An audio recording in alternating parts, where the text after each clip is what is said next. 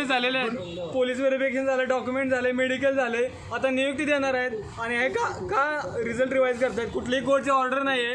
हा मोठा मराठ्यांवरती अन्याय आहे. 1.5 वर्षापासून आम्ही गुणवत्ता विद्यार्थ्यांना का डावललं जात आहे प्रत्येक वेळेस लिस्टमधून? तुम्हाला जर 48 वाला चालतंय तर मग 98 वाला का नाही? आणि आम्ही तर 186 मार्क पाडलेत, मग आमची काय चूक? आणि जाहिरातीप्रमाणे तुम्ही रिझल्ट लावता, नंतर तुम्ही फ्युचरिस्टिक GR ला कन्सिडर करून तुम्ही कसं काय चेंज करू शकता? 2014चा GR व्हॅलिड नाही हे तुम्ही कसं ठरवू शकता?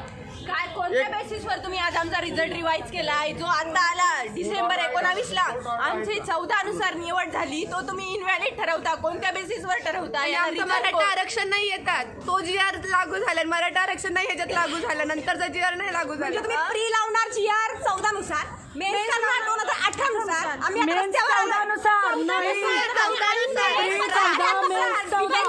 नियुक्तीच्या वेळी यांना 18चा GR कसा आठवतो?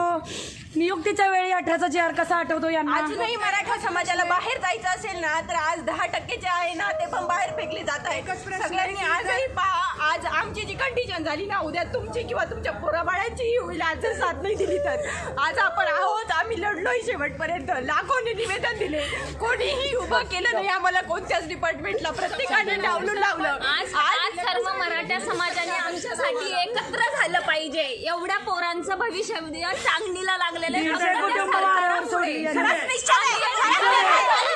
हे फक्त आम्ही एवढे जण आहेत, पण बाकीचे पण गव्हर्नमेंटच्या एक्झाम आहेत. ती जे मुलं अक्षरशः रोडवर आलेले त्यांचं भविष्य पूर्ण टांगलीला लागलेलं आहे ह्या सरकारच्या अशा भोंगळ कारभारामुळे. गोष्टीमध्ये आरक्षणचा 33% आरक्षण पाहिजे. परत आम्हाला आरक्षण दिलं, कशासाठी दिलं 33% आरक्षण? त्याच्यानंतर मराठ्यांसाठी आम्ही एवढा मोर्चा काढला, 35 वर्षापासून आम्ही लढतोय, त्याच्यानंतर आता त्यांनी आरक्षण दिलं आम्हाला. म्हणजे मराठ्याचं आरक्षण पण नको, समांतर आरक्षण नको, मग आम्ही मागायचं न्याय कोणाकडे मागायचं? 15% पेक्षा पण कमी टोलवी केली जातीवाद्याखाली.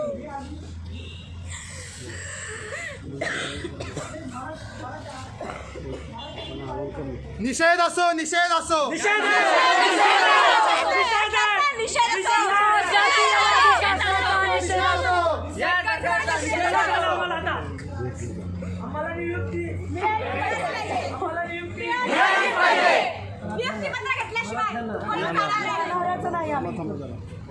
गेल्या 2 महिन्यापासून